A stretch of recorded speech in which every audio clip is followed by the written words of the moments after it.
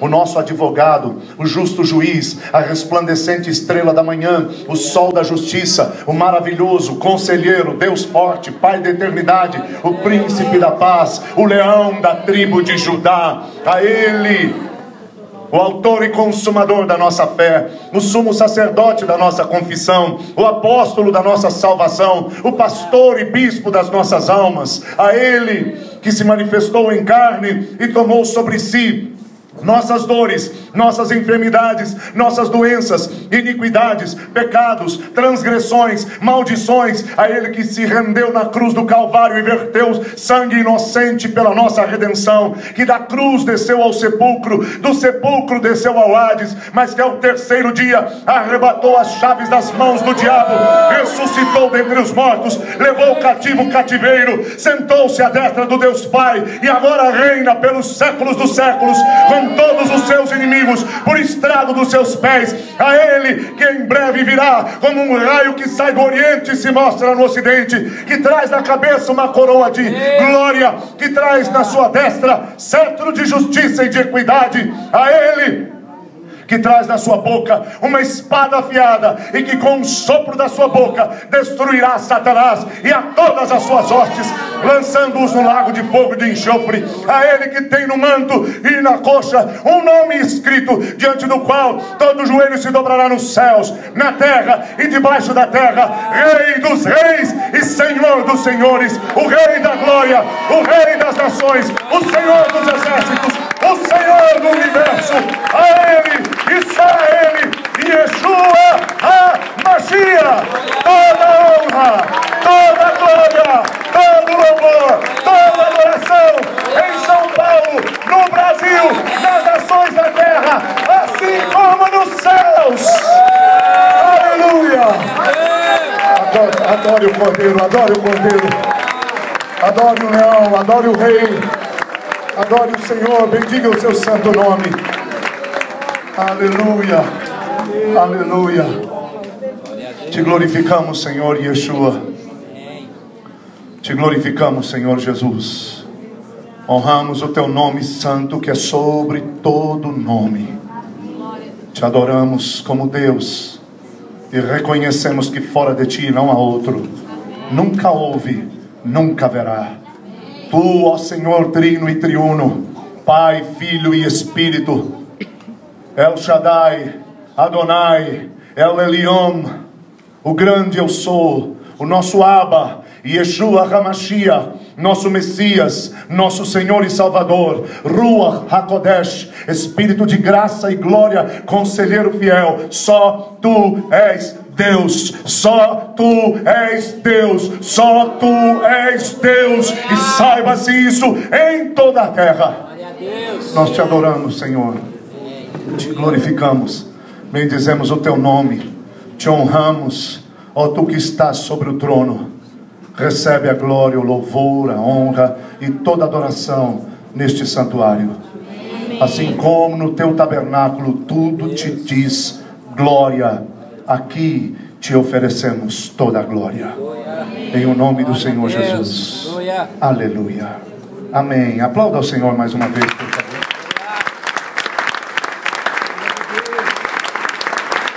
Aplauda forte a Jesus.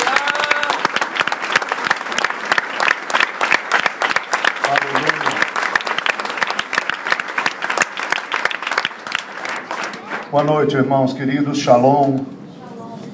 Como duas pessoas respondem, eu vou dar a chance aos outros. A Bíblia diz que quando você libera a paz, se alguém recebe, fica com ele. Se não recebe, volta para você. Como eu quero muita paz, vocês podem ficar quietos. Mas se quiserem, devem responder. Shalom. Shalom. Quer responder em hebraico? Você diz shalom, você diz alechem shalom. Alechem shalom. Ou seja, paz, saúde e prosperidade para você também. Amém? Aproveitando que estamos em tabernáculos, que estamos falando em hebraico, deixa eu abençoá-los em hebraico. Baruch atah Adonai Eloheinu, melech haolam, shechesheyanu, vekiyemanu, lazeman haazeh. Amém. Bendito és tu, eterno nosso Deus, Rei do universo, que nos conservaste em vida nos amparaste e nos fizeste chegar a esta festa de tabernáculos. Amém e amém. Glória a Deus. É uma alegria estar com os irmãos. Bendito seja o Senhor por esse momento, por esse tempo, por essa oportunidade. Eu dou graças a Deus por estarmos juntos e pelo convite que recebi de seu pastor para poder participar da festa de tabernáculos. Respeito o seu pastor, o admiro já de longa data. Não vamos dizer quantos anos fazem, porque nosso perfil já denuncia, não é? Mas eu admiro o pastor Rui e o amo de todo o coração, com sua esposa e sua casa, e sei que é um ministério estabelecido por Deus e que tem sido provado pelo fogo, mas tem prevalecido. Bendito seja o Senhor. É uma grande alegria poder atender o convite do meu amigo e estar com os irmãos. É um privilégio. Eu espero ser bênção de Deus para a sua vida nessa noite. E no dia de amanhã também. Em nome do Senhor Jesus Cristo. Amém? Amém. Que minha passagem por aqui não se constitua em mera visita, mas que ela possa deixar, da parte do Espírito Santo, pela palavra e pela presença do Senhor, marcas na sua vida. Marcas que possam promover mudanças, curas, libertações, transformação. Porque Deus tem trazido você até essa época, certamente porque tem planos e propósitos para a sua vida. Você não está aqui por acaso. Você está aqui porque Deus lhe tem sustentado. E você está numa igreja cristã porque Deus lhe amou e lhe alcançou com a salvação. Você é plano de Deus, você foi desejado por Deus, você é fruto dos sonhos de Deus. E Deus nada faz sem propósito. Então, ao criar você, Deus tinha propósitos. Ao salvar você, Deus estava cooperando para que os seus próprios propósitos pudessem ser cumpridos.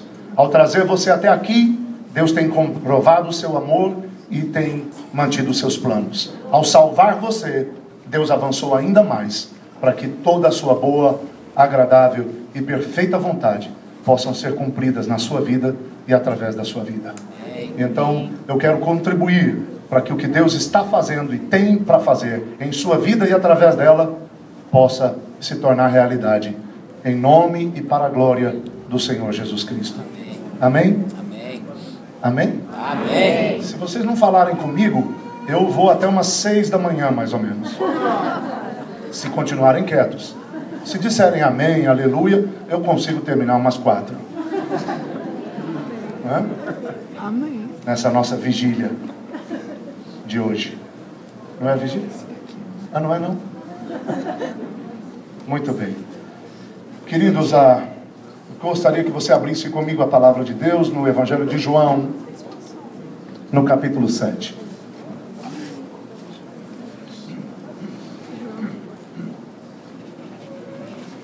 Evangelho do nosso irmão João, capítulo 7.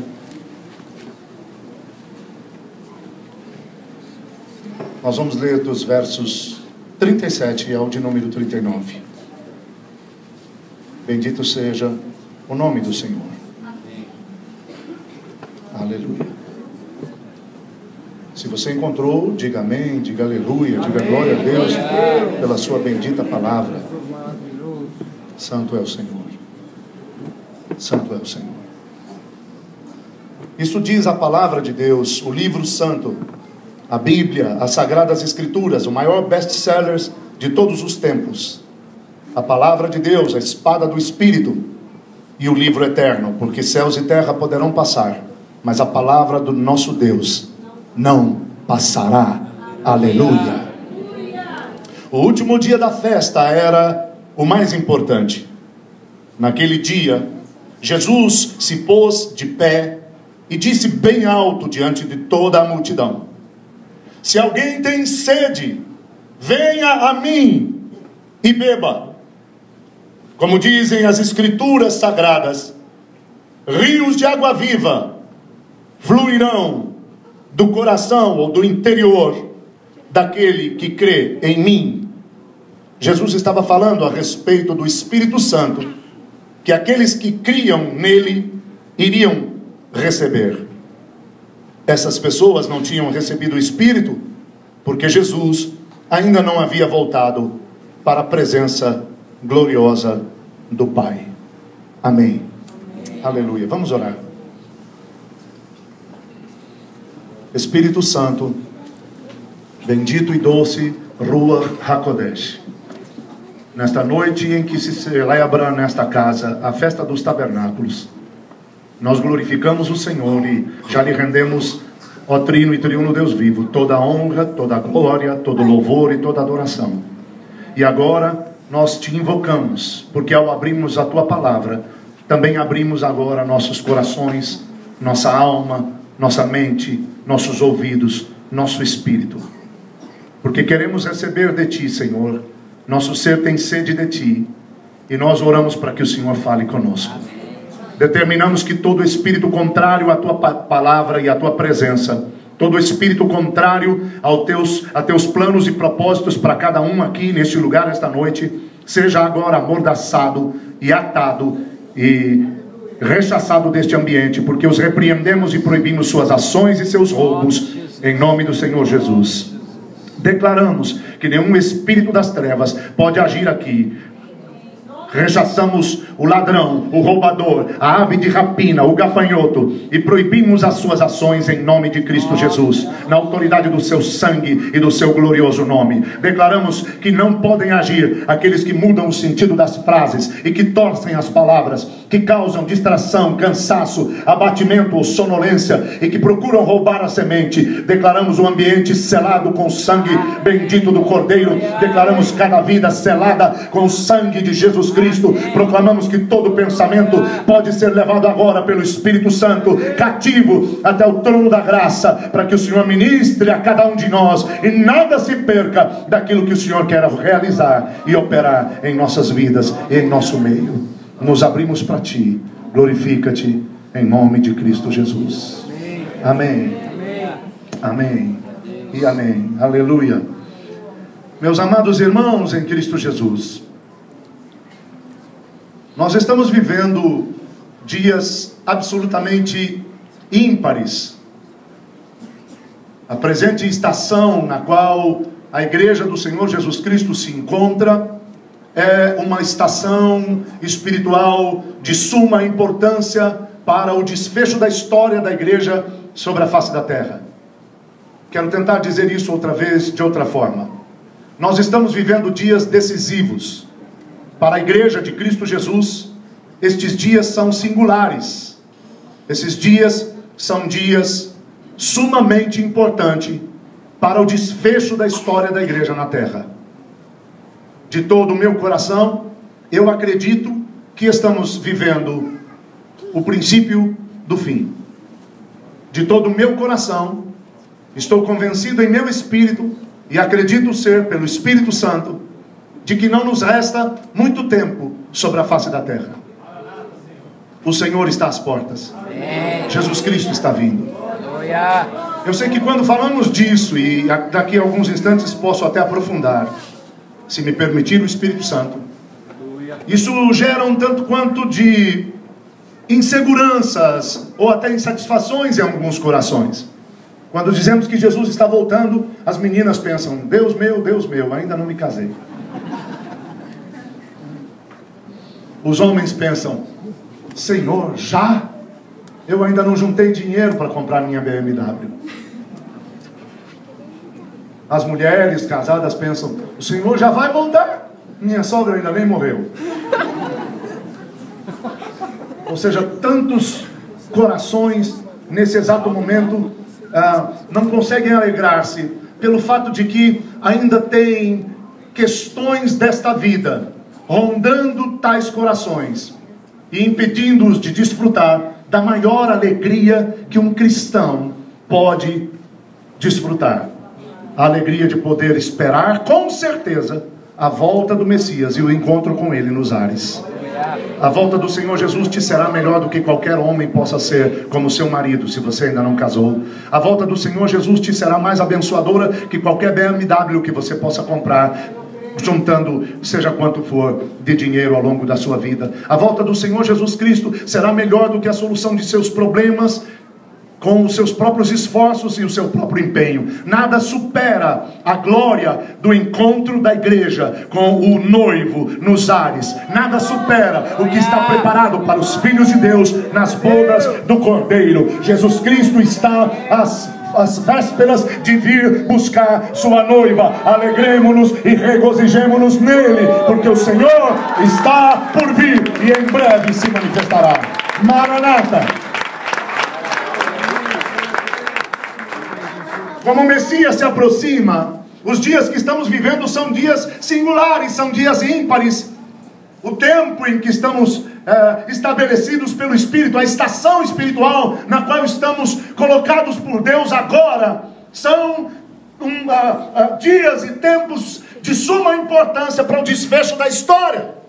Jesus Cristo está voltando. E agora é a hora de definições na vida daqueles que são, de fato, filhos de Deus. Quantos estão comigo? Digam amém. Amém. Por que você está falando da vinda de Cristo quando nós estamos celebrando a festa de tabernáculos? É porque das festas do Senhor, e quero frisar, festas do Senhor, algumas pessoas costumam pregar inclusive contra as festas, porque dizem que são festas judaicas. Não, eu sou judeu de pai e de mãe. Se bem que na genealogia judaica o pai não conta. Você só é considerado judeu se a sua mãe for judia legítima. Mas eu gosto de afirmar que sou de pai e de mãe, porque assim aproveito para honrar o meu pai, a memória do meu pai. Sou judeu de pai e de mãe, e lhe afirmo com toda a convicção: as festas bíblicas não são festas judaicas, não são invenção de judeu algum. As festas bíblicas são festas do Senhor. Ele as planejou e Ele as instituiu. Aleluia. Então, quando alguém recriminar a sua igreja e lhe fizer alguma crítica dizendo: sua igreja celebra a festa de judeus, você pode responder com toda a convicção: não. E se não sabia, pode agora dizer: não, inclusive um judeu nos disse que a festa não é deles, é do Senhor. Aleluia. Glória a Deus. Não estamos celebrando nada inventado por judeus aqui esta noite. Nós estamos celebrando uma festa estabelecida pelo Todo-Poderoso para a sua honra, para seu louvor e para a sua glória.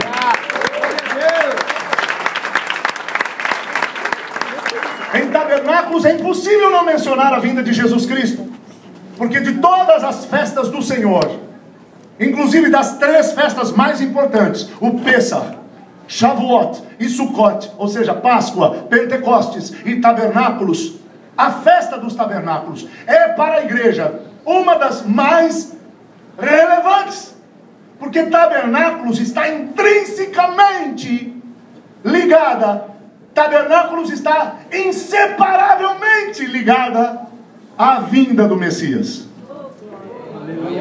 Meia dúzia entendeu, então eu vou tentar dizer de novo. Vocês estão conseguindo me acompanhar? Não que eu suspeite de sua inteligência, mas é que eu faço muitas vertentes.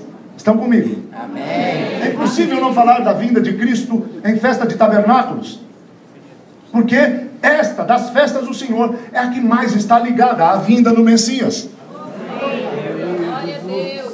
No Evangelho de João, capítulo 1, versículo 14, nós lemos o Espírito falando pelo profeta que Jesus Cristo era o Verbo se fez carne e habitou entre nós. Nos originais, com um pouco mais de pesquisa, sabe-se que o que João estava dizendo era: e o Verbo se fez carne e tabernaculou entre nós. Aleluia. O tabernáculo de Moisés foi estabelecido no deserto porque Deus queria estar com o seu povo. Não foi suficiente, não resolveu todos os assuntos concernentes à salvação. Então o próprio Jesus Cristo precisou tornar-se tabernáculo vivo para que Deus habitasse conosco. O Verbo se fez carne e tabernaculou entre nós. Jesus Cristo se fez homem e foi Ele próprio um tabernáculo vivo. Deus estava em Jesus Cristo. Jesus Cristo era templo vivo. Jesus Cristo era o tabernáculo vivo. Jesus Cristo veio porque o tabernáculo do deserto não resolveu e Deus ainda queria estar com o homem, estar conosco. Então Jesus se faz homem e ao se fazer homem, cheio de Deus, se fez, converteu-se em tabernáculo vivo. Por isso o Verbo se fez carne e tabernaculou entre nós. Talvez ainda não faça muito sentido para alguém, porque de repente deve estar perguntando: ok, mas ele tabernacular conosco, ele se tornar um tabernáculo, o que é que tem a ver diretamente com a festa dos tabernáculos? É que a festa dos tabernáculos, estabelecida no deserto, já apontava para Jesus Cristo, o tabernáculo vivo que haveria de vir. E mais, Jesus Cristo nasceu numa festa de tabernáculos.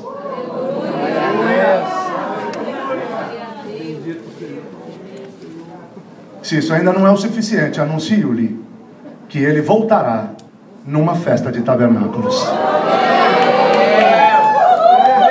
Só não vai ser essa, porque na verdade ela já passou. Nós estamos comemorando na data errada, não é? Fora de data. Tanto vocês como nós vamos celebrar terça-feira no nosso ministério. Então estamos celebrando depois de tabernáculo já cumprido. A festa foi no dia 1º. Do dia 1º ao dia 7 celebrou-se tabernáculos em Israel. Mas o fato é que poderia ter sido nessa. Quero repetir isso, meus amados irmãos. Quando Deus estabeleceu a festa de tabernáculos no deserto, é porque Ele queria estar conosco, sabendo que o tabernáculo do deserto e os sacrifícios naquele tabernáculo de Moisés não resolveriam. Deus já havia programado a vinda de Jesus Cristo. Então o tabernáculo do deserto e as festas no deserto, inclusive tabernáculos, já apontavam para a vinda do Messias, já apontavam para a pessoa bendita de nosso Senhor e Salvador, Jesus Cristo. Jesus Cristo nasceu em tabernáculos, veio ser o tabernáculo vivo, para que, na sua volta, também em tabernáculos, nós é que possamos tabernacular com Deus. Ele nasceu em tabernáculos, porque Deus veio até nós. Ele virá em tabernáculos, para que nós possamos ir até Deus. Para mim isso é altamente profético. Para mim isso é motivo e razão suficientes para que nós façamos a festa com grande alegria. Sacode alguém do teu lado e diga: meu irmão, nós estamos provavelmente na festa do Senhor, das mais importantes, a mais profética de todas. Me ajuda a pregar para teu irmão, me ajude a convencê-lo. Diga: meu irmão, Jesus Cristo nasceu em tabernáculos e voltará em tabernáculos. Os que amam a sua vinda digam aleluia, digam maranata.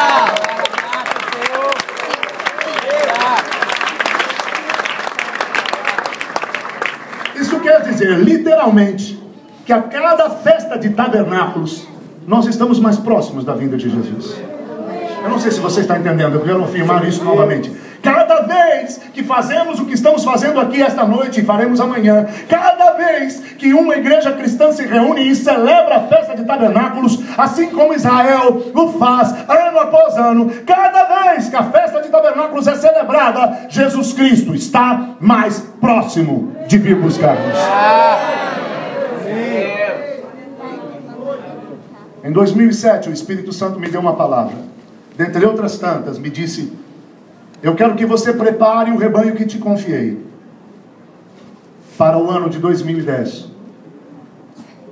Porque os que não estiverem preparados em 2010 não suportarão o que virá em 2012. O que virá de 2010 a 2012. E os que não estiverem prontos em 2012 não suportarão o que virá de 2012 a 2014. Me deu 3 datas o Espírito do Senhor. Busquei entender o que ele estava declarando e me instruindo. Então eu percebi que se eu deveria preparar o povo de Deus para algo que eu ainda desconhecia, era hora de levá-los de volta à sã doutrina.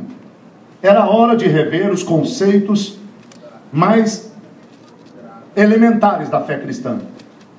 Era hora de voltarmos aos rudimentos da fé em Cristo Jesus. E então, 2008 e 2009 foram 2 anos em que trabalhamos nossa congregação, voltando ao beabá.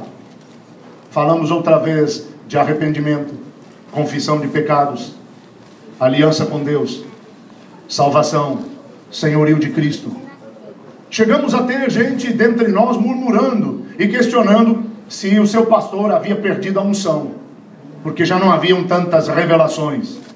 Eu não sei se você sabe, hoje tem tanta fome e sede por coisas novas, que tem gente aí comendo coisas velhas, disfarçadas de novas. Porque heresias, que são muito antigas, mas de quando em quando elas aparecem disfarçadas de coisas novas, ou seja, disfarçadas de revelação. E os que não têm raízes correm atrás disso, como se estivessem recebendo a última novidade do século, quando de fato e de verdade só estão comendo o que o diabo já mastigou e vomitou há muito tempo. Vocês estão aqui? Amém.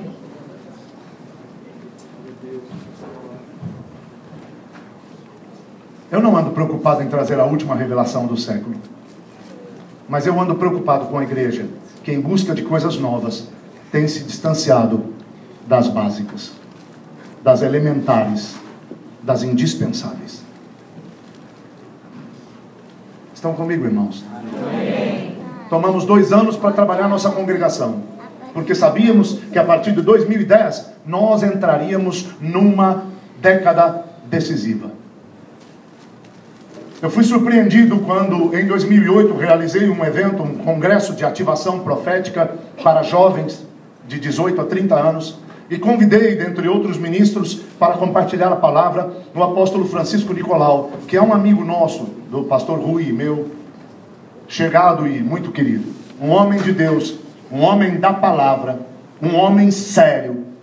E quando eu passo a ele o microfone, naquele nosso congresso de 2008, ele cumprimenta todos os jovens, e depois de cumprimentá-los disse: meus queridos, eu estou feliz por falar a jovens, porque nós estamos por entrar numa década decisiva. Eu disse: epa, já ouvi isso.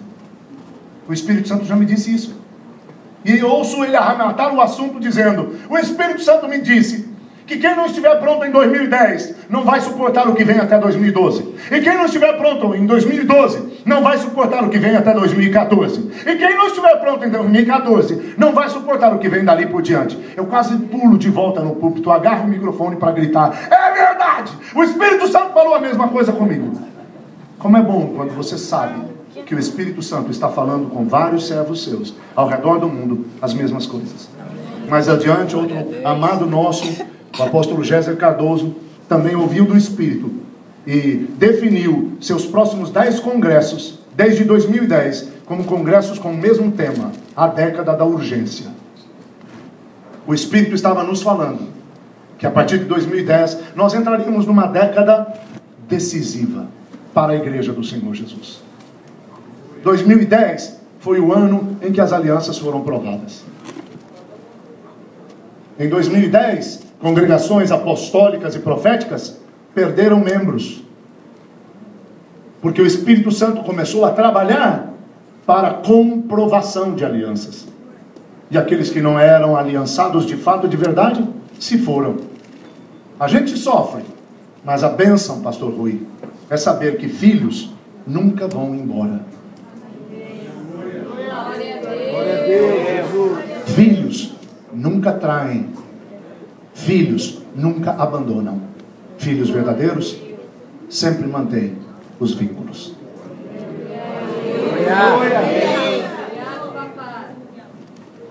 Falo disso com toda a convicção, porque inclusive tenho filhos meus aqui essa noite. Um casal de pastores da nossa comunidade, do nosso ministério, com a sua filha, Robson, Márcia e a Juju, e tenho a minha secretária, que é como filha. Aliás, todos eles são filhos, de alguma forma são filhos. Filhos não vão embora. Filho casa, quer casa, tem filhos, mas sempre volta para a nossa casa, para comer a macarronada no domingo e deixar os filhos no fim de semana. Sim ou não? Verdade ou não?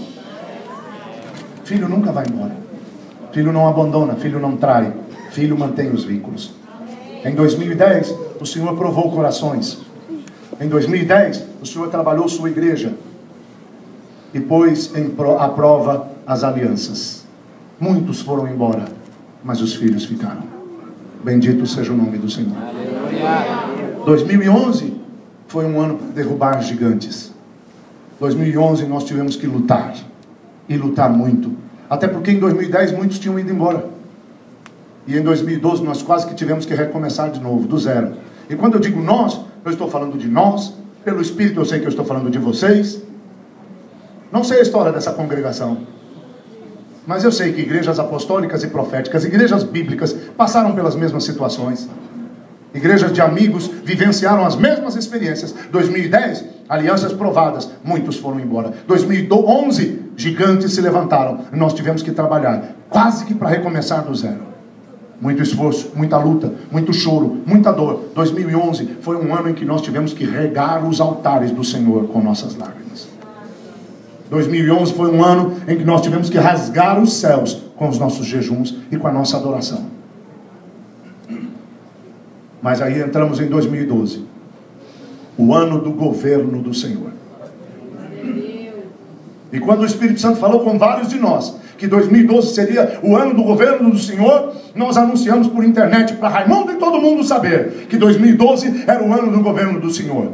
O que nós não esperávamos é que os nossos próprios irmãos nos combatessem, dizendo que somos fanáticos, dizendo que somos lunáticos, dizendo que somos tapados, que somos ignorantes, que somos manipuladores do calendário, e nos criticaram de todas as formas possíveis e imagináveis. Houve alguém que chegou a questionar: Deus só governa em 2012? Deus nunca governou antes e não vai governar depois?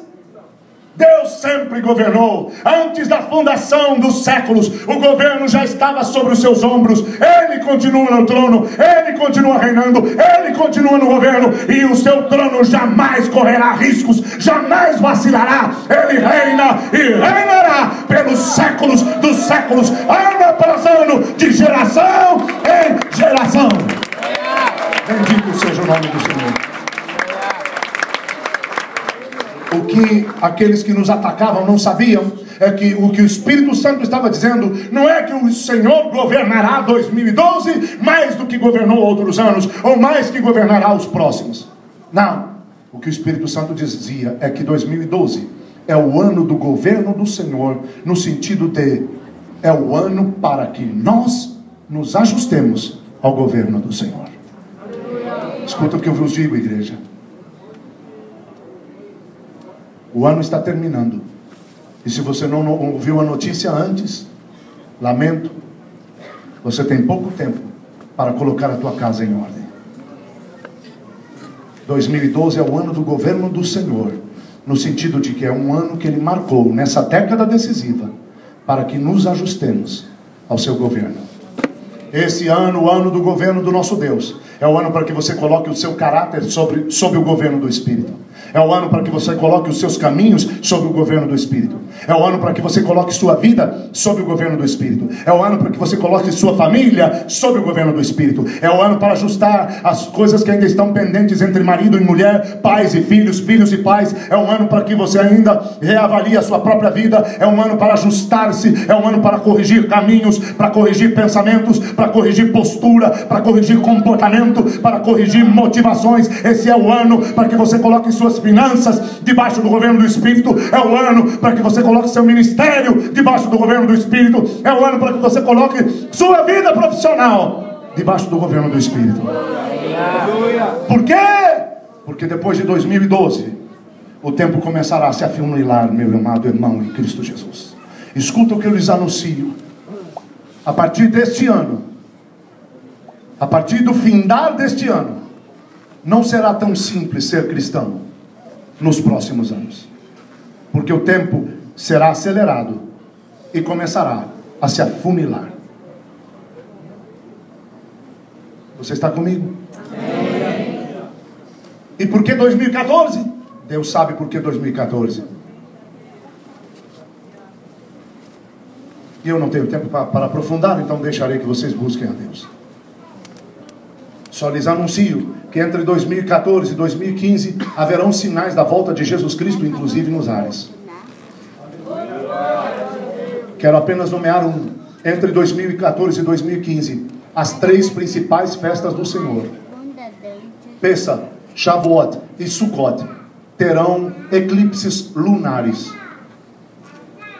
Nas 3 principais festas do Senhor, entre 2014 e 2015, o calendário judaico é diferente do nosso, você sabe disso.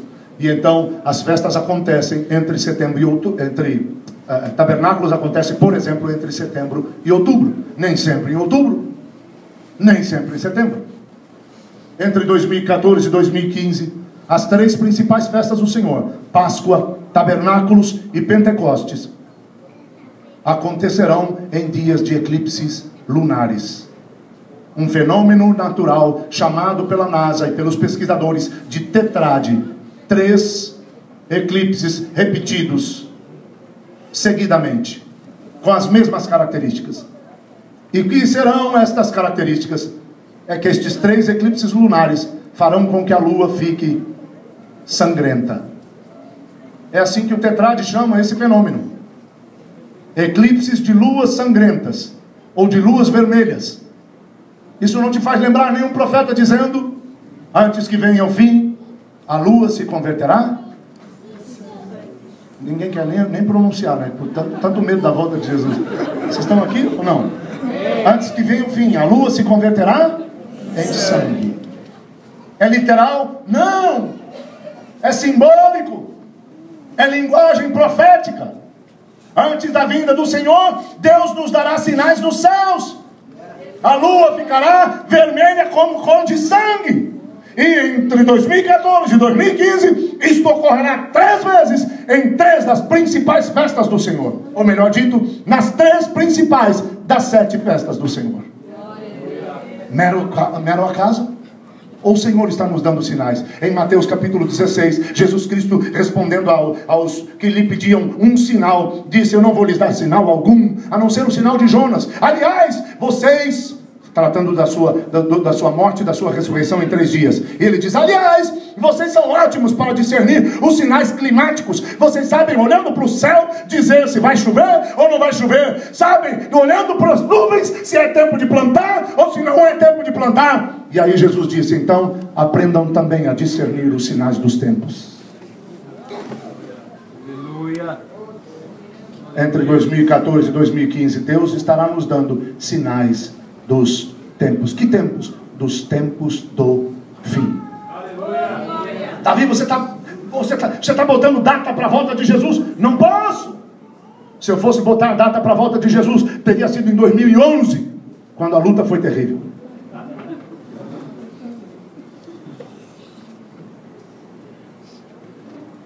Mas o que eu estou lhes dizendo é que nós temos testificação do Espírito, sinais nos céus, sinais na terra e comprovação de cumprimentos de profecias de que não nos resta muito tempo sobre a face da terra. Em 2018, Israel completará 70 anos. Uma geração. Posso estar equivocado, pastor Rui, mas provavelmente esta é a geração da figueira. Jesus Cristo disse que a geração da figueira não passaria, ou seja, não passaria uma figueira, melhor dito, não passaria uma geração sem que Israel florescesse como figueira antes da sua vinda. Haveria pelo menos uma geração de florescimento de Israel para que Jesus pudesse vir. Essa geração que tem florescido se completa em 2018. Jesus volta em 2018. Eu espero de todo o meu coração que volte antes. Eu não entendo alguns pregadores que estão afirmando que Jesus não voltará. Eu não entendo preletores renomados que parecem ter se tornado ensandecidos, afirmando que Jesus nos disse que voltaria apenas para nos dar um ânimo para seguir em frente, mas que a volta de Jesus é uma utopia. Se o é para eles, problema deles. Para mim e para os santos do Senhor, a volta de Jesus é o evento mais esperado da igreja pelas nações de toda a terra. E ele em breve vem para que o evento das bodas do Cordeiro seja celebrado na glória.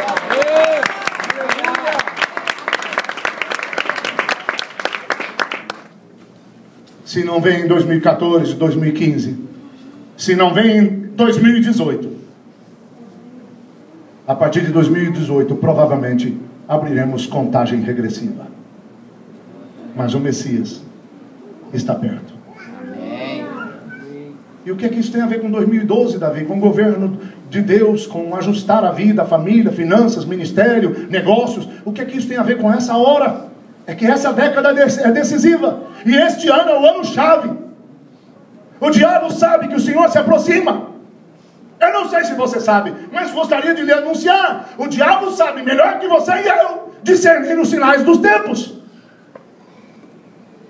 Melhor que a igreja, Satanás sabe discernir os sinais espirituais. Ele sabe que o Messias está às portas. Ele sabe que não lhe resta muito tempo. E a partir daqui, ele acirrará seus ataques contra a igreja. Já não o temos visto? Já não tramitam leis no Senado,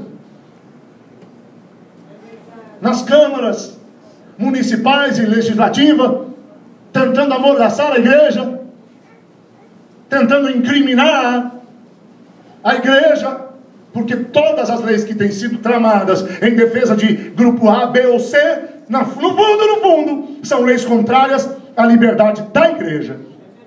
Já não está agindo o espírito do anticristo? Já não estamos vendo? Ou será que os irmãos não estão devidamente informados?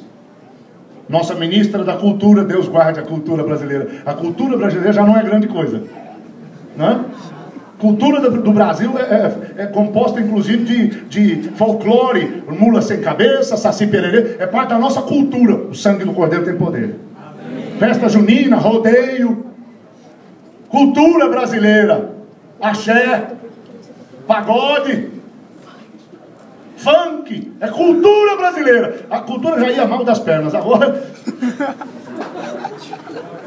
a ministra veio coroar a situação atual da cultura brasileira. Nossa ministra da cultura, que o Senhor tenha misericórdia dela, tem apresentado leis que definem, por exemplo, que os pais já não exercerão poder sobre a educação sexual dos seus filhos. Se essa lei for aprovada, um pai não poderá dizer para o seu filho: menino, para com isso, menino, que você é menino.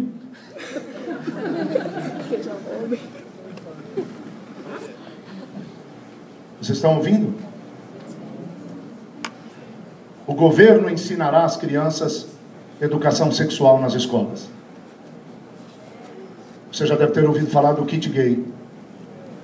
Então veja, que educação o governo pretende dar para as crianças a partir de 5 anos de idade. Por isso, meus amados irmãos em Cristo Jesus, talvez eu não deva, mas a intrepidez profética me impulsiona a dizer-lhes: nas próximas eleições de segundo turno, pense bem em quem você vai votar. Pense bem. Porque há por trás de todas essas ações malignas contra a família, contra a moral e contra os bons costumes, sobretudo contra a igreja, um partido político, uma estrela cadente, mancomunada com aquele próprio que Deus lançou para fora da sua presença. Dentro das leis apresentadas, das propostas apresentadas para se converterem em leis pela nossa ministra da Cultura, o governo educará as crianças sexualmente. Número 2, retirar-se-á do registro de nascimento e da carteira de identidade o nome de pai e de mãe. Para quê? Para que as crianças, filhos de homossexuais, não sejam constrangidas na escola quando perguntarem quem são seu pai e sua mãe. Porque o menininho, como é que o menininho vai dizer assim: olha, esse aqui é meu mãe.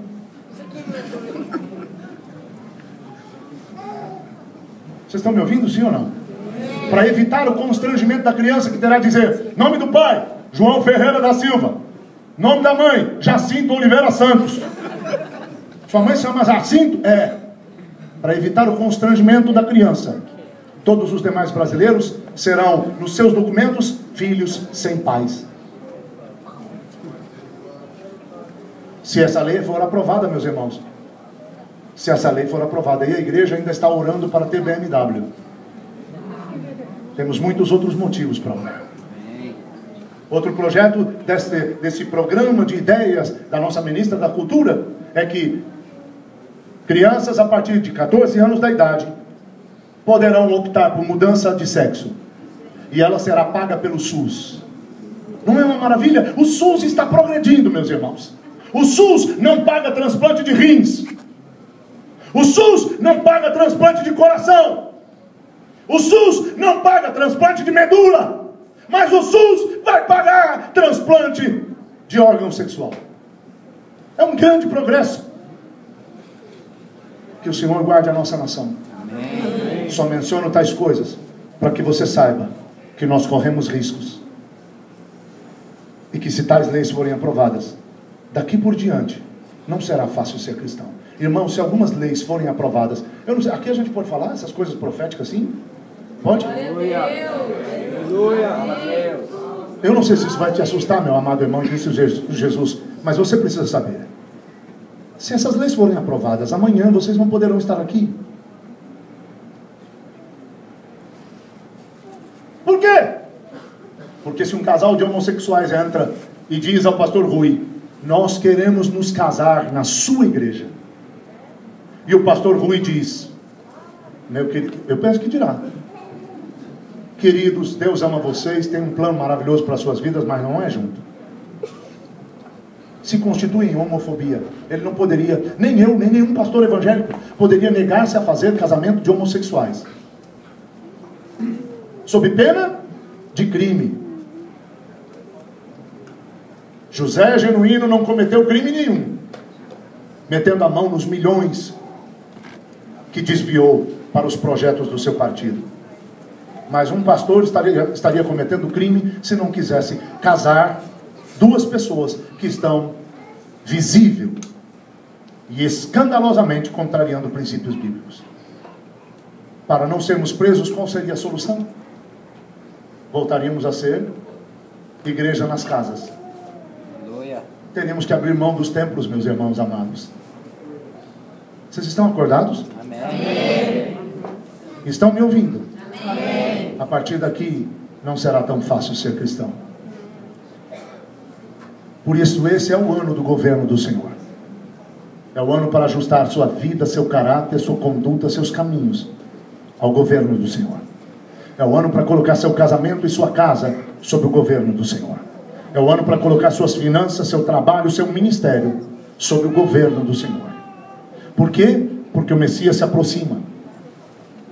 E enquanto o inimigo acirrará seus ataques contra nós, nossa redenção estará ainda mais próxima. Mas ouça-me bem, o arrebatamento não é saída de emergência. O arrebatamento não é, nunca foi e jamais será rota de escape. Há uma série de crentes acreditando que podem levar a sua vida de qualquer jeito, porque no final Deus é brasileiro e Deus sempre dá um jeitinho. E Ele vai nos levar no arrebatamento. Tem muita gente que pensa que vai subir festejando, dizendo aleluia, glória a Deus, Deus me livrou das dívidas, nunca ia mesmo conseguir pagar os meus credores. Ninguém subirá com dívidas. Não sei se já lhe disseram isso, mas você nunca poderá dizer que não ouviu depois dessa noite. Ninguém subirá com dívidas. Eu estou falando de dívidas que não foram pagas deliberadamente. É diferente de um carnê que você estará pagando pelo seu carro, por exemplo, e Jesus chega no meio e leva você, o carro fica. É diferente, mas dívidas que não foram pagas deliberadamente vão deixar muita gente para trás. As luzes já estão se apagando. Prepara-te. Ou é sinal que meu tempo acabou? Tem gente que acha que vai subir na glória, no arrebatamento para a glória, dizendo aleluia, que bênção, eu não ia mesmo conseguir perdoar meu pai. A falta de perdão vai deixar muita gente para trás. Jesus não vem para todo mundo que está enchendo igrejas. Jesus vem para a igreja. E ela é sem mancha sem mácula, nem ruga. Tem gente que acha que pode continuar com as suas mentirinhas, porque afinal de contas todo mundo mente. E as minhas mentiras não são mentirões, são mentirinhas corriqueiras. Tem gente que acha que pode subir, mesmo não tendo evitado as piadinhas de duplo sentido. Tem gente que acha que pode subir, mesmo sem abandonar as músicas sensuais e com pitadas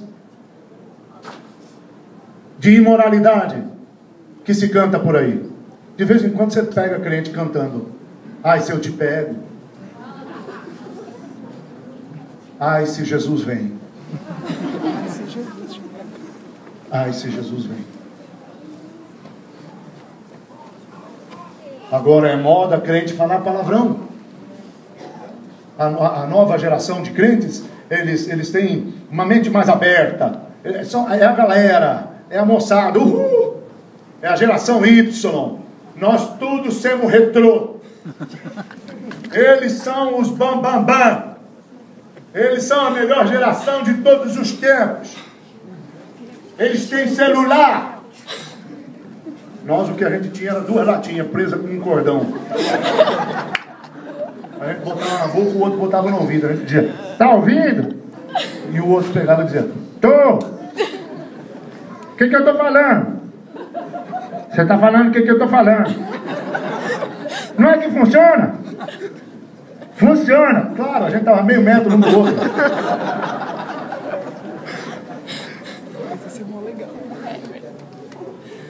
A nova geração tem... Como é que chama esses negócios? Smartphone. Né? Telefone que faz as unhas. Smartphone. Essa nova geração tem smartphones. Tem iPad. Eu estava vendo ali agora o menininho. Abra a sua Bíblia. Abriu o iPad. Uau! Fantástica geração. Sabem tudo de informática. O mundo já não tem fronteiras. Mas quando o telefone toca e está escrito meu velho, e ele está com a galera, ele desliga, porque ele não quer passar vergonha atendendo o pai e a mãe na frente dos amigos. A gente não tinha internet. A gente não tinha iPad, nem iPhone. A gente tinha iPod, aí não pode. A gente tinha obediência a pai e mãe. Eles sabiam onde nós estávamos. Glória a Deus. E nos ajudaram a sermos homens. Fala, Deus. Essa geração acha que vai subir desonrando pai e mãe. Não funciona assim, meus amados irmãos. Não funciona assim. As regras não podem ser quebradas. Porque as regras do nosso Deus são imutáveis. Você está comigo? Amém. Jesus está voltando. Estamos numa década decisiva. Esse ano é a chave. Conserta a tua vida. Põe em ordem a tua casa. Porque em breve o Senhor virá. Você está aqui? O que isso tudo tem a ver com tabernáculos, Davi? Tabernáculos é a festa que anuncia a vinda do Messias. Ele nasceu em tabernáculos, ele vai voltar em tabernáculos. Cada vez que celebramos tabernáculos, Jesus Cristo está mais próximo. Não nos resta muito tempo sobre a face da terra. E definitivamente, meus amados irmãos, nos dias em que estamos vivendo, nós temos que reformular nossa vida cristã. Nós temos que rever nossa vida com Deus, nossa comunhão com o Senhor Jesus, nossa intimidade com o Espírito Santo, o temor do Pai em nossas vidas. Temos que reavaliar nossa fé, nossa conduta, nossa postura. Antes de sairmos daqui, meus amados irmãos em Cristo Jesus, é preciso que façamos um check-up e é preciso que consertemos nossos caminhos, porque antes de sairmos daqui, a igreja precisa voltar a ser igreja. A igreja não vai sair daqui escorraçada, a igreja não vai sair daqui envergonhada, a igreja não vai sair daqui perseguida apenas, a igreja não vai sair daqui humilhada, a igreja não vai sair daqui debaixo de vexames e escândalos que em nossos dias, no meio evangélico, estão se multiplicando. Não! Nem sairemos daqui quando o circo estiver pegando fogo. Muito pelo contrário, nós é que vamos pôr fogo no circo. Porque antes de sairmos daqui, a igreja vai voltar a ser igreja.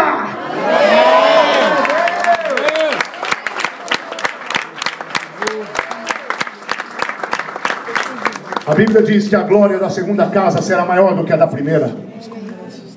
Nós, como igreja, vamos incendiar o mundo, porque nós vamos ter, no mínimo, o dobro da porção de unção que o Senhor depositou na igreja de Jerusalém com os primeiros 120 discípulos.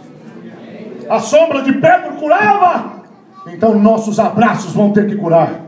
Tem que chegar o dia, meus amados irmãos, em que alguém desça no ponto de ônibus atrás de você, correndo e gritando: espera, espera, espera, para que quando você pare, a pessoa possa te dizer: não te conheço, não sei quem você é, mas eu estava enfermo há 10, 15, 20 anos, e quando você passou por mim no ônibus, você esbarrou em mim, algo saiu de você e me curou. Quem é você? Quem é o teu Deus? Fala para mim o que você tem que eu não tenho.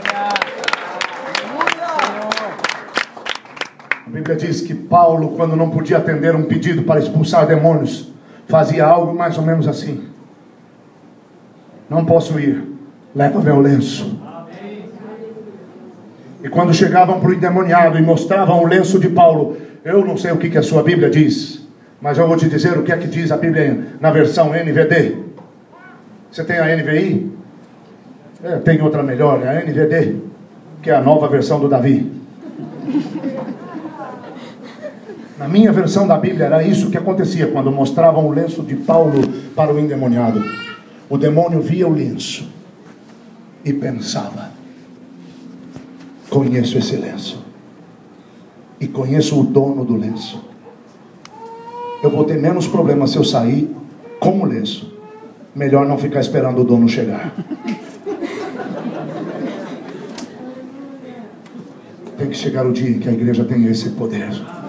Tem que chegar o dia em que a igreja volte a ter essa autoridade. Tem que chegar o dia em que nós voltemos a fluir no sobrenatural, na dimensão do Espírito. Tem que chegar o dia em que nós voltemos a curar os enfermos, a libertar os cativos, a purificar os leprosos da lepra, no mínimo da lepra do pecado. Tem que voltar o dia em que nós voltemos a ressuscitar mortos. Tem que chegar o dia em que a igreja volte a ser igreja. Estamos celebrando tabernáculos. Tabernáculos anuncia a vinda do Messias. A vinda está próxima. Essa década é decisiva. Esse ano é um ano chave. Então é tempo de nos ajustarmos, porque o Espírito quer vir nos tomar e nos tornar outra vez igreja de verdade. Aleluia, Senhor, meu Deus. Vou procurar terminar nas próximas 2 horas. Vou tentar concluir. Numa festa de tabernáculos, no último dia, no dia mais importante, Jesus se põe diante da multidão. Se você puder ler o contexto, leia em casa. A sua família não queria que ele fosse para a festa dos tabernáculos, e a princípio ele disse que não iria. Depois acabou indo, mas em secreto. Se infiltrou no templo. Até os soldados romanos procuravam por ele e não o achavam. Ele só se revela onde ele quer. Não, irmãos, animem-se. Me façam acreditar que eu estou com crentes. Nosso Deus só se revela onde Ele quer. E quando Ele não quer, ninguém o acha. Enquanto procuravam por Ele num determinado lugar, Ele estava no outro pátio. Enquanto procuravam por ele no outro pátio, Ele estava em outro ponto, pregando para aqueles que Ele queria. Mas finalmente, no último dia, Ele se põe de pé na presença de todos e grita as 2 principais coisas. Preste atenção. Numa festa de tabernáculos, Jesus grita as 2 principais coisas para o cristianismo. Foi numa festa de tabernáculos que Jesus declarou aquilo que eu chamaria de 2 colunas básicas da vida cristã. Vocês estão comigo? Amém. Número 1. Ou antes disso, deixe-me dizer-lhes: se vamos voltar a ser igreja, vamos ter que resgatar esses 2 princípios. Número 1, Jesus disse: quem tiver sede, venha a mim e beba. Cristianismo é isso. É você saciando-se em Jesus Cristo. Me parece que alguns não estão percebendo o que eu estou falando, até porque estão contando as cores dos tecidos no teto. Então volto a repetir. Numa festa de tabernáculos, Jesus estabelece os dois princípios básicos do cristianismo. Irmãos amados em Cristo, o cristianismo não é uma religião, é uma opção de vida, ou mais, é o estilo de vida adotado por aqueles que querem ser parecidos com Jesus. Que bom que temos 2 ou 3 pessoas que entendem. Se você vive o cristianismo como mera religião, que não provoca em sua vida nenhuma transformação e nenhum assimilar de Jesus e assemelhar-se a Jesus, você não está vivendo o cristianismo. O cristianismo é mais que religião. É um estilo de vida adotado por quem quer parecer com Jesus. Na festa dos tabernáculos, Jesus estabelece os dois princípios básicos para esse estilo de vida. Primeiro, quem quiser vir, quem tem sede, venha a mim e beba. Primeiro princípio para a vida cristã, irmãos, é fazer de Jesus a sua fonte de satisfação pessoal.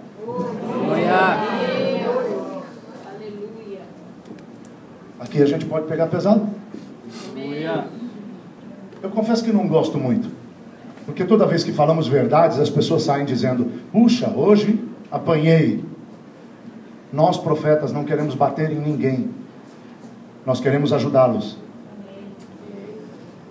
Normalmente saem com essa história: olha, hoje foi só chicotada, hoje foi só cajadada, quando na verdade foram exortações bíblicas feitas em amor, para que haja despertamento e correção. Então eu vos falo em amor. Meus amados irmãos, Jesus diz na festa de tabernáculos: quem quiser, venha a mim. Se tiver sede, venha a mim e beba.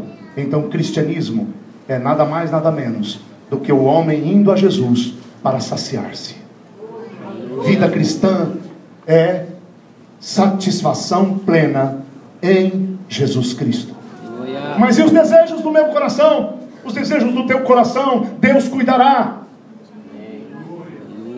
Dos desejos do teu coração, Deus cuidará. Dos teus sonhos, Deus cuidará. Dos teus anelos, Deus cuidará. Dos teus ideais, Deus cuidará. Dos teus projetos para o futuro, Deus cuidará. Aleluia. Jeremias capítulo 29, versículo 11, o Senhor declara: eu é que sei que pensamentos tenho a vosso respeito, pensamentos de paz e não de mal, para vos dar o fim que desejais.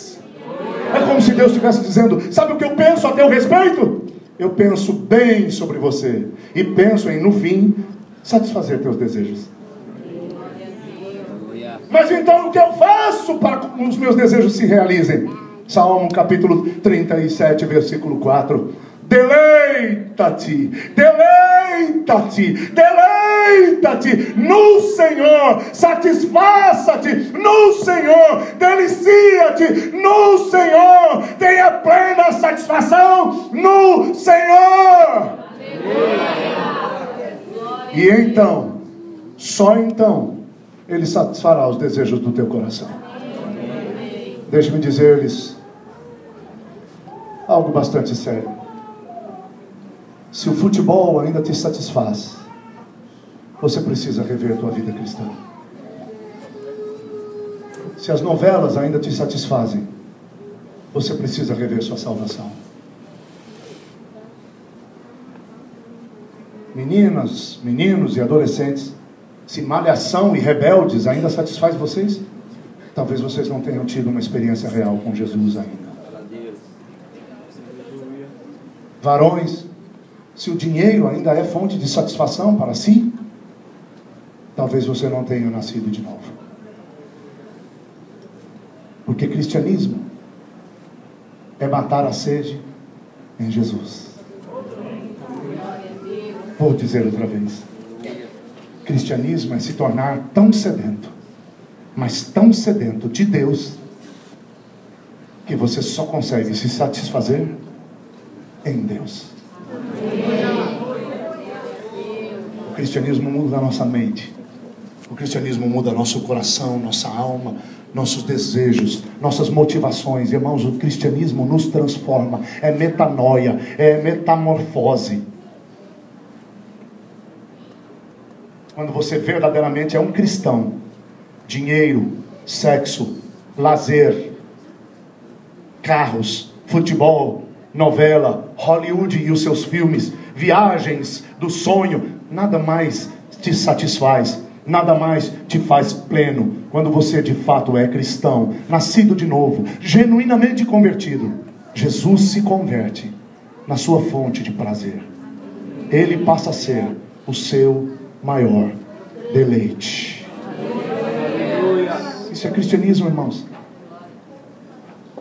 Ao longo dos anos estão nos pregando um evangelho diferente deste.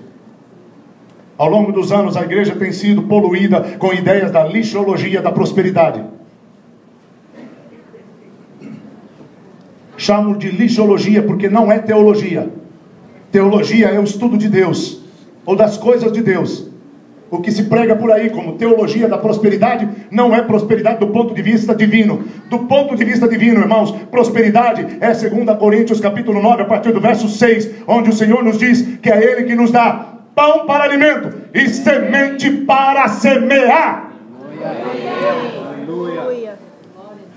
A prosperidade que estão pregando por aí é Deus nos dando pão, Deus nos dando BMW, Deus nos dando jet ski, Deus nos dando iate, Deus nos dando casas, casa de veraneio, casa de praia, casa de campo, casa disso e casa daquilo. É Deus nos dando jatinho particular. A prosperidade que se prega e que eu chamo de lixologia da prosperidade não é teologia da prosperidade coisa alguma. Nunca foi, nunca será, porque tem convertido a igreja num bando de gananciosos que busca a Deus, não por temor a Deus, não por amor a Deus, não porque reconhecem que são pecadores e porque sem Deus estarão perdidos, mas estão buscando a Deus como quem busca uma máquina de dinheiro. Como quem vai a uma máquina de Coca-Cola e coloca ali um dízimo e uma oferta e diz: olha, está aqui meu dízimo, minha oferta, agora o Senhor é obrigado a habitar o que eu quero. Acha que aperta um botão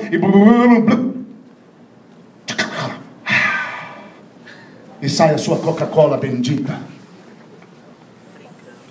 E essa gente, quando coloca o seu dinheiro no altar e Deus não lhes responde os desejos do coração, acham que também podem chutar a máquina.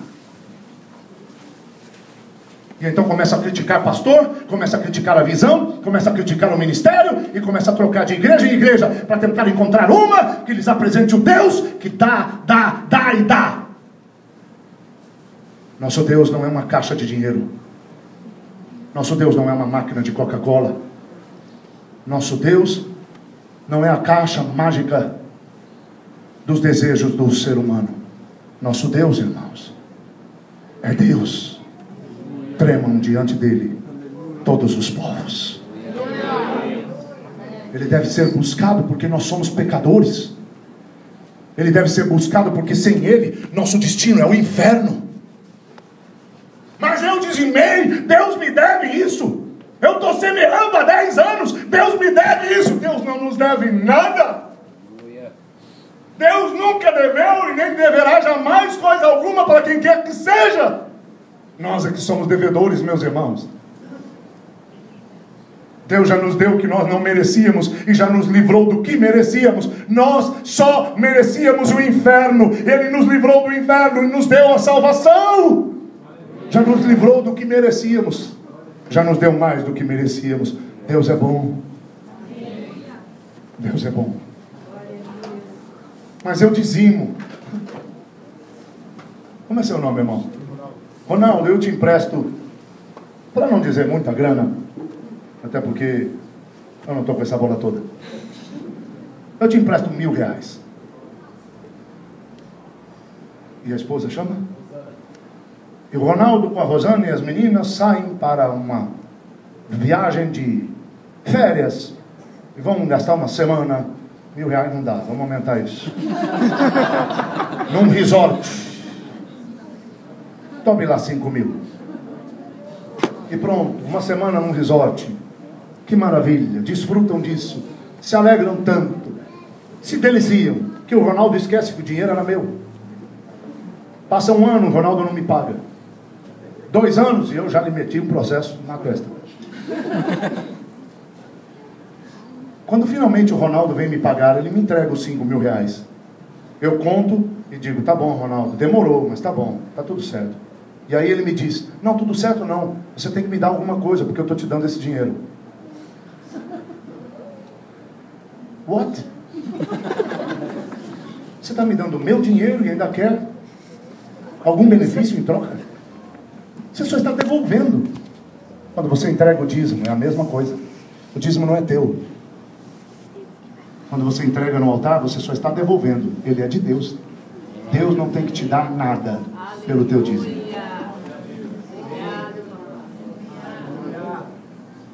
Já querem me matar? Mas eu tenho oferta.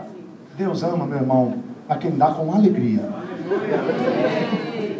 Não por interesse, nem por obrigação. É a Bíblia Sagrada, não estou inventando nada. 2 Coríntios capítulo 9, a partir do verso 6. Medita.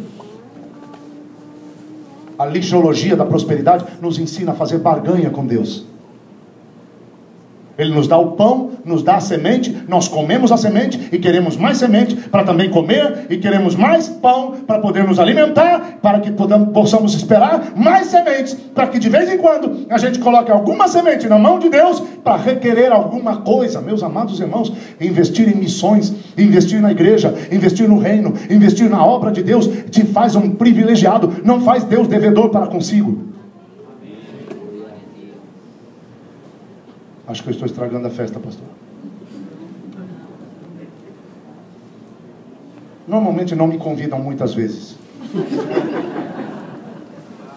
É uma vez e olhe lá. Então, eu vou aproveitar a vez que tenho. E falar-lhes verdades que não estão sendo pregadas na televisão.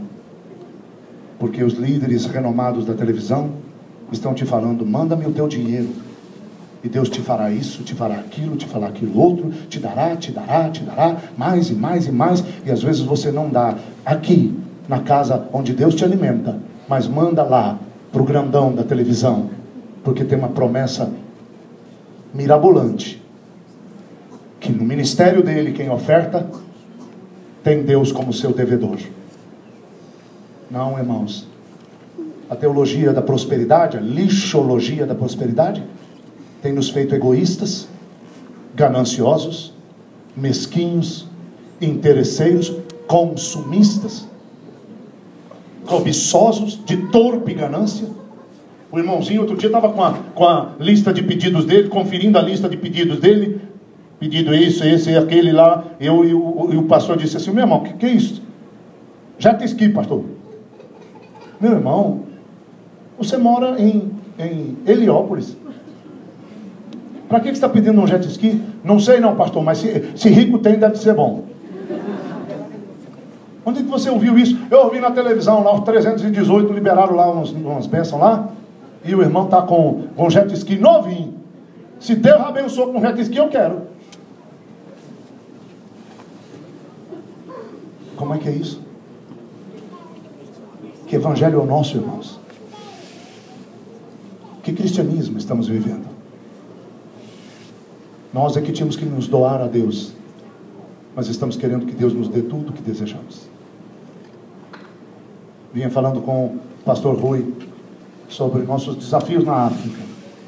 A ele Deus levou a Namíbia. Vou orar para ver se me misturo com suas loucuras. Mas a mim e outros da nossa rede, nós temos uma rede de pastores, Deus nos desafiou para Moçambique. Assumimos um projeto, uma missão que tem 26 pastores em Moçambique. Ao invés de nós prepararmos e enviarmos missionários, resolvemos não reinventar a roda e assumimos missionários locais. Estamos sustentando cada um com a esposa, 4 filhos, custa R$500 por mês. Fui visitá-los. Durante uma semana ministrei para eles. Durante uma semana eles não trocaram a roupa. Por quê? Porque não tem outra.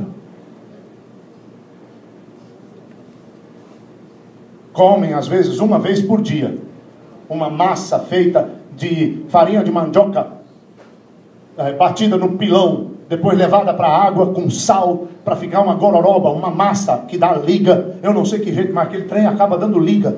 E eles fazem pequenas bolas. Quando sobra algum troquinho, eles compram no fim da feira o lambari já podre, porque aí ele custa alguns milésimos de centavos de real. E depois eles socam esse lambari do mesmo jeito no pilão, para ficar um caldo de peixe podre. E eles molham essa massa no peixe podre, e é a única refeição que eles têm por dia. Não tem onde dormir, não tem sequer uma rede, são pastores. O pastor que o nosso ministério adota, em um ano, ele começou uma obra e já está com 120 pessoas. Levantamos uma oferta, conseguimos comprar um terreno e construir uma igreja de tijolo com cobertura de zinco. 15 mil reais, a gente compra o terreno, constrói a igreja e cobre. Ele já está com a igreja e já trabalhando com os próprios irmãos. Ele já construiu um anexo para dar aula e ensinar o povo a estudar a Bíblia. Ele está se tornando tão bom no assunto que os outros 26 estão indo estudar com ele de vez em quando, para que ele dá seminários para ensinar os outros a poderem ensinar os irmãos. Vocês estão me ouvindo, sim ou não? Eles não têm sequer uma rede. A casa é de pau a pique, coberta com sapê. O chão é de piso de terra batida. Não tem porta, é um pedaço de trapo pendurado na porta. A qualquer hora, e eles dormem no chão, numa esteira. A qualquer hora pode entrar um escorpião, uma serpente e levar à morte, ou ele, ou a esposa, ou o filho. Mas, meus irmãos, quando a gente chega no culto, meu Deus, o cristianismo da gente é confrontado. Você fica se perguntando, será que eu sou crente? Será que eu realmente nasci de novo? Porque você não consegue louvar, de tanto que você quer olhar.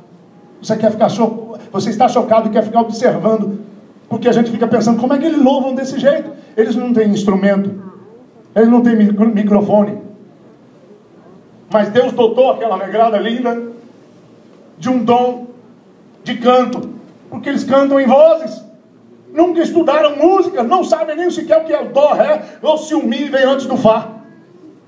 Mas quando eles começam a cantar, não tem dirigente de louvor. Lá no meio, o pastor fala, vamos começar o culto, irmãos. Faz uma oração e aí diz, quem vai louvar primeiro? E alguém começa.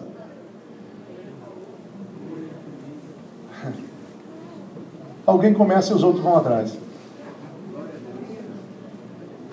Alguém começa gritando, Mwari wakanaka. E os outros, ria, ria. Mwari wakanaka. Ria, ria. Mwari wakanaka. Ria, ria. Ria, ria, ria, ria, ria. Mwari wakanaka. E aí pega fogo.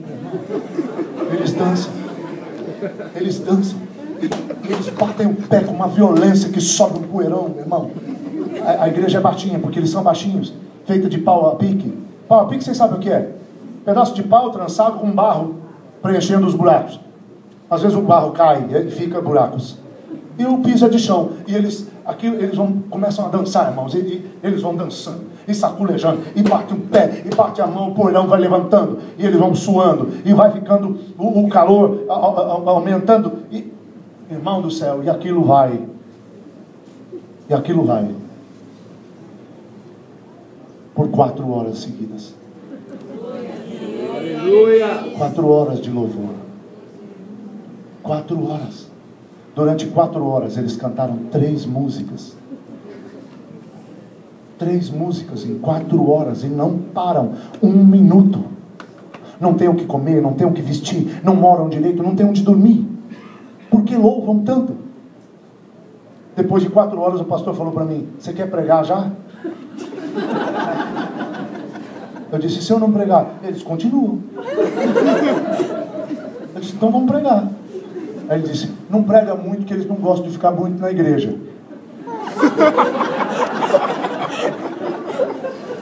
Quanto tempo eu tenho? Ele disse, uma meia hora tá bom demais. Acabei pregando 40 minutos com tradução, então foram 20. Eu terminei de pregar. Ele pediu para orar pelos enfermos. Oramos pelos enfermos. E ele levantou a mão e disse, irmãos, Deus abençoou a gente. Todo mundo, amém. E ele disse, então vamos terminar. O povo, não! Mulungu barco pesani! Mulungu barco pesani! Mulungu barco pesani! Acredite você ou não. Acredite você ou não. Mais 2 horas. O culto durou 8 horas. Aleluia. 8 horas. O missionário que estava conosco virou para mim e disse, olha, isso aqui, quando começou, ele virou para mim e disse, olha, isso aqui vai mais umas 2, 3 horas. Eu estou indo embora.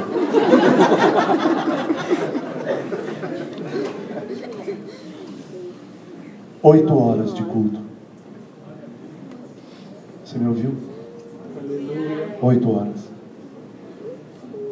Sem ter o que comer, sem ter roupa, sem ter onde dormir. Naquela semana eu ministrei para os pastores 26, manhã, tarde e noite. Tinha 2 que lá no fundo, ficaram no fundo, meio que isolados. E eles tremiam. E eu, na minha inocência, achei que eles estavam tendo unção. Porque eles não sabem nada, irmãos. A igreja brasileira é gorda. A igreja brasileira é inchada. E é preguiçosa. Porque tem a Bíblia e não lê. Aqueles irmãos não têm a Bíblia. Mas eles emprestam um para o outro. Para poder memorizar alguns versículos. Para poder saber pelo menos de cabeça alguma coisa. E eles não sabem nada. Você espirra, eles acham que foi uma revelação no meio da mensagem. E eles tremendo todo dia, a aula inteira, eles tremendo. E eu pensando, aqueles ali estão bebendo, estão se deliciando. No final da semana, eles vieram falar com o missionário. E disseram, missionário Tony, será que o senhor e o apóstolo Davi não podem levar a gente no pronto-socorro? Pronto-socorro. Pronto-socorro é uma casinha sustentada pela Igreja Batista. Uma igreja batista aqui do Brasil sustenta um pronto-socorro. É uma casa. Não tem nem banco para sentar. Os enfermos ficam jogados no chão, esperando chegar o remédio. Porque o governo não manda o remédio. E não tem o remédio na farmácia. O remédio na África é vendido no mercado negro. Só compra quem tem dólar. Então, quando a igreja tem dinheiro, ela compra. Quando a igreja não tem, eles ficam todos jogados no chão, esperando a igreja ter dinheiro para o remédio chegar. Você está aqui? E eles disseram, você pode levar a gente no pronto-socorro? Para ver, para quê? Para ver se tem algum remédio. Ele disse, remédio para quê? Ele disse, para malária. Eu disse, vocês estavam tremendo esse tempo todo por malária? Ele disse, é sim, senhor. Aí o missionário ficou bravo, porque nós estávamos no Dondo e eles estavam em Caia. Do Caia até o Dondo, eles não têm dinheiro para o trem, então eles vieram a pé. 3 dias com malária. Eles caminharam 3 dias com malária e ficaram mais 1 semana com malária assistindo às aulas. E eu perguntei, pastor Rui, por que vocês não falaram que estavam com malária no primeiro dia? Eles disseram, porque a gente não queria perder os ensinos. Igualzinho a igreja brasileira. Igualzinho você e eu, meu irmão. Eles aguentaram a malária por 1 semana. Você já teve malária? Deus te livre e guarde. Malária dá tremedeira por causa de febre e dores musculares terríveis. Eles suportaram isso 1 semana inteira para não perder nenhuma aula. Nenhuma aula. Levamos eles para o pronto-socorro e não tinha medicamento. Aliás, o pronto-socorro estava cheio de mães jogadas no chão. Perdoem a minha expressão, tá bem? Posso falar? com o seio de fora murcho. E uma criança grudada, cheia de mosca. Eles não têm força sequer para espantar a mosca do filho ou do próprio rosto. E aquele monte de gente com mosca no rosto, jogada no chão, me fez perguntar: quais são as doenças que esse povo tem? E o missionário me disse: aqui só tem 2 doenças: malária e AIDS.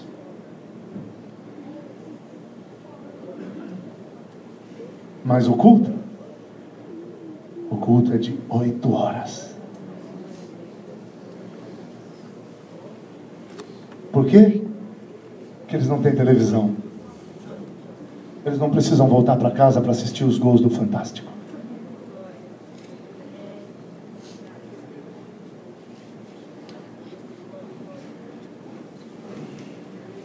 Você e eu dizemos que somos cristãos. Precisamos ir para a África para ver o que é cristianismo de verdade. Para a Mongólia, para o Butão, para o Azerbaijão, para o Cazaquistão. Nós precisamos ir para onde a igreja perseguida, sofredora, está lutando para manter sua fé. Coreia do Norte, China. Na China, os irmãos se reúnem em igrejas subterrâneas. É bonito isso, não é? Não é bonito? Eu sou da igreja subterrânea. Sabe o que isso significa literalmente? Que eles se reúnem, os cultos são no esgoto. Cada dia é num esgoto diferente. Eles combinam entre si. Olha, domingo é na rua tal com a rua tal. E eles têm que ir de 2 em 2 para abrir o esgoto, pular, fechar. E os outros têm que esperar para não serem pegos, para que a igreja não seja denunciada. E eles têm culto no meio dos ratos, das baratas. Não preciso mencionar as fezes. Já mencionei.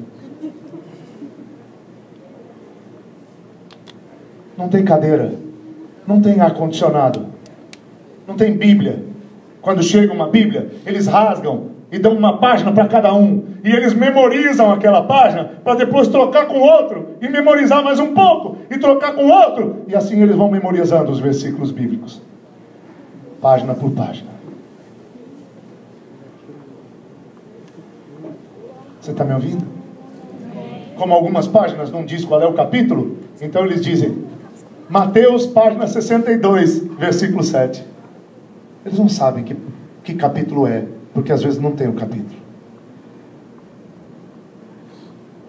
Esses irmãos da África dão risada o tempo todo. O pastor da igreja onde eu preguei, se chama Marcelo, ele tem, parece que os lábios parece que são grudados na orelha. Ele veio aqui, os irmãos que estavam aqui, estavam lá, podem te dizer se é verdade ou não. Ele ri o tempo todo, às vezes olhando para o chão, de tanta timidez, mas ele está rindo. No último dia eu fiz questão de perguntar: Marcelo, me diga uma coisa, por que vocês têm culto de 8 horas? E ele disse assim: como assim? No Brasil não é assim? Eu disse: olha, esquece o Brasil. Me diga por que vocês têm culto de 8 horas. Vocês não têm o que comer, não têm o que vestir, não têm onde dormir. Por que vocês têm culto de 8 horas? E ainda ficam cantando Mulungu Mbaku Pezene. Mulungu Mbaku Pezene é: o Deus bom te abençoe. E cantam Muário Akanaka, ria, o Deus bom está aqui.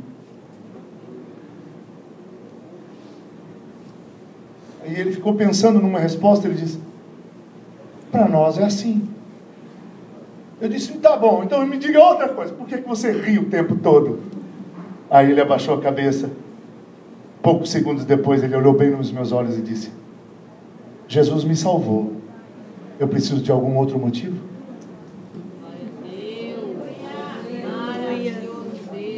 Isso é o que Jesus disse: se você tem sede, venha a mim e beba. Eu vou te falar o que Jesus disse na NVD. Jesus disse: se você for meu, satisfaça-se apenas em mim.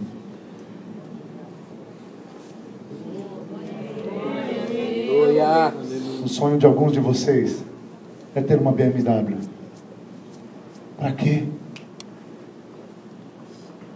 Para quê, meu irmão? Isso é só ostentação.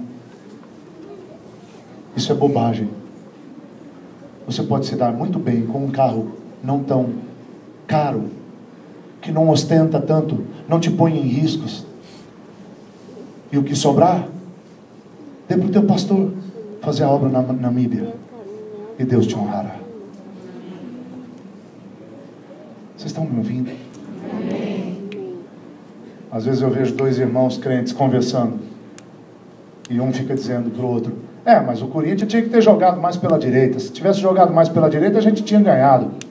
É tão estúpida essa conversa que ele diz: a gente tinha ganhado, como se ele estivesse jogando. Ele mal parou para pensar que o ingresso que ele paga alimenta esses figurões do futebol com milhões por mês. E enquanto um Neymar ganha 4 milhões de reais por mês, um professor ganha 750.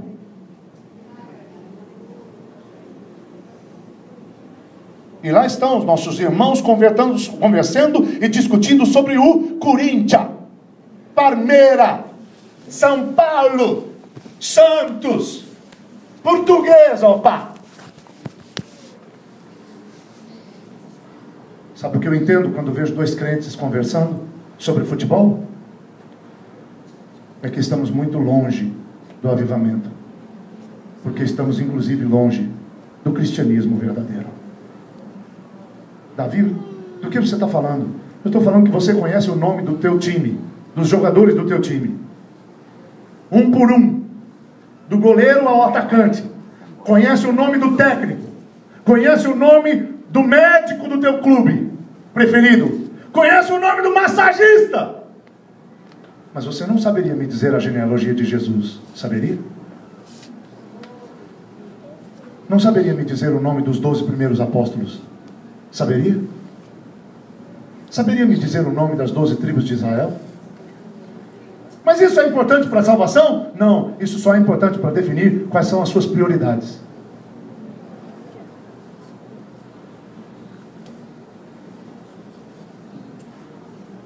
Jesus Cristo disse que quando dois de nós nos juntarmos e orarmos sobre qualquer coisa, por favor, ouça isso. Se dois de vós se juntarem e orarem sobre qualquer coisa, isto será feito pelo Pai que está nos céus. Então, quando estamos dois juntos, para que perder tempo com futebol? Se podíamos orar para Deus mudar o país, se podíamos orar para Deus salvar vidas, se podíamos orar pela família um do outro. Por que duas irmãs vão gastar tempo discutindo se a mocinha vai casar finalmente, vai abandonar o marido, que é um crápula, para poder casar com o bandidão, mas que pelo menos a ama? Toda novela é a mesma coisa. É sempre o mesmo enredo. E lá estão as nossas irmãs assistindo essa porcaria toda e discutindo. O que você acha da novela? Você viu o capítulo de ontem? Quando as duas poderiam estar orando e movendo o céu. Estamos em tabernáculos, irmãos. Jesus está voltando. Mas antes dele voltar, melhor que nós nos voltemos para ele. Se alguém tem sede, venha a mim e beba. E se vierem a mim e beber, do seu interior fluirão rios de águas vivas. É o segundo pilar do cristianismo. Qual é o primeiro? Fazer de Jesus sua fonte de satisfação. O segundo é tornar-se você mesmo uma fonte para satisfazer os outros.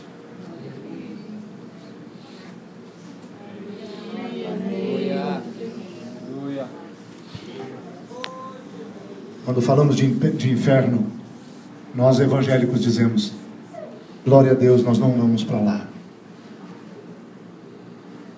Mas quando falamos de inferno, nós devíamos pensar não em nós, mas nos que estão indo para lá. E isso tinha que nos mover, irmãos, para que outros pudessem beber do rio através de nós. O cristianismo é isso.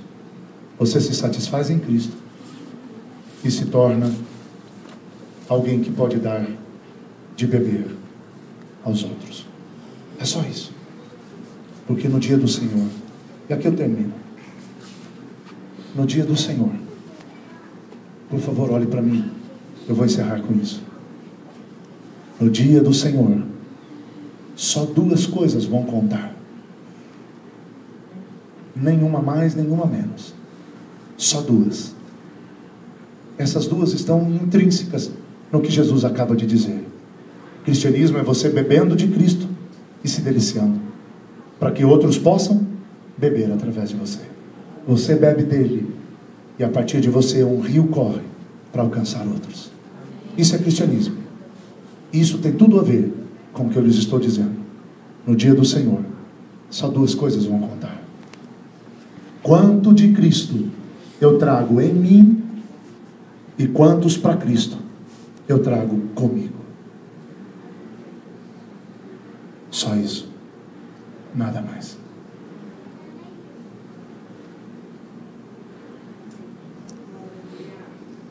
Se confrontei teu cristianismo, se ofendi a sua fé, não vou lhe pedir perdão, vou lhe pedir arrependa-te.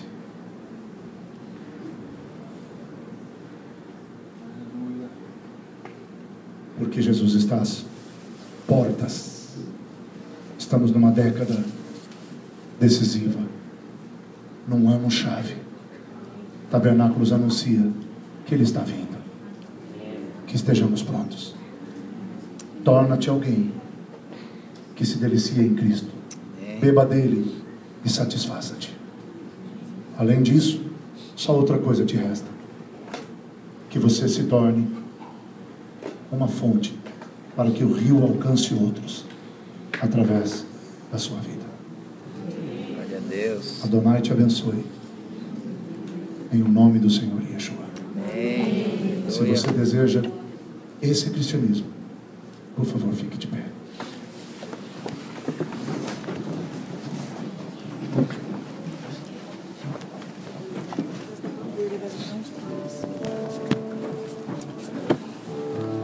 Não sei quanto tempo falei, espero não ter falado demais.